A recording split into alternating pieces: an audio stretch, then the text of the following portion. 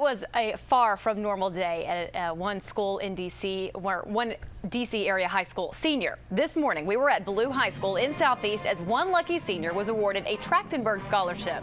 Now, this scholarship provides a full 4-year ride to George Washington University, and GW President Stephen Knapp did the honors with the university's mascot by his side. The recipient of the Stephen Joel Trachtenberg Scholarship, and it goes, I'm afraid I'm going to have to pull somebody out of the band for this. It's Mr. Tylon Jackson.